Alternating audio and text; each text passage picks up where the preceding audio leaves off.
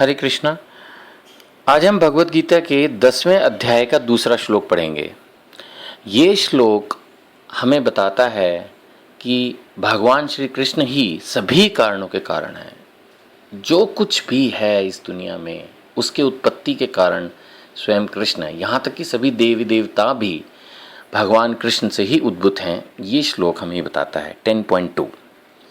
न मे विदुसुरगणा प्रभवं न महर्षिये अहम आदि ही देवानां महर्षीणां च सर्वशः।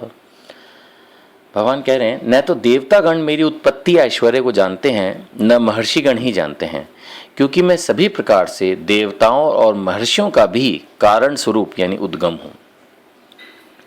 तात्पर्य श्री प्रभुपाद के द्वारा। श्री प्रभुपाद की जय। जैसा कि ब्रह्म संहिता में कहा गया है, भगवान कृष्ण ही परमेश्वर हैं, उनसे बढ़कर कोई भी नहीं है।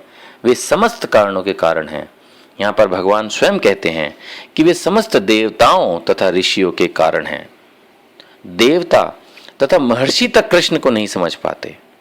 जब वे उनके नाम या उनके व्यक्तित्व को नहीं समझ पाते तो इस शूद्र लोक के तथा कथित विद्वानों के विषय में क्या कहा जा सकता है।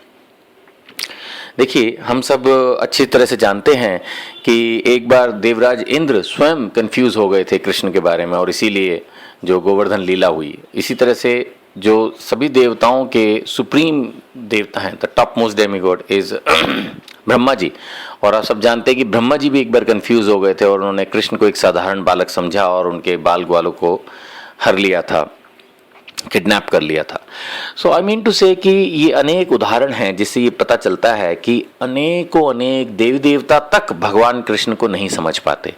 और कभी कभी हम भी प्रभुपाद की कृपा से सब कुछ सुन के, पढ़ के, समझ के फिर कंफ्यूज हो जाते हैं और बेसिकली कृष्ण को एक just like any other God और या कुछ इस तरह का समझने लगते हैं। तो भगवत गीता के श्लोक को हमें कभी भी नहीं भूलना चाहिए और हमेशा हमें ध्यान रखना चाहिए कि Krishna is the supreme personality of godhead. और जितने भी देवी देवता हैं और जितने भी ऋषि हैं, जो कुछ भी इस दुनिया में महान है, वो सब भगवान से ही उत्पन्न हुआ है। We should always chant and we should always remember Krishna. Hare Krishna.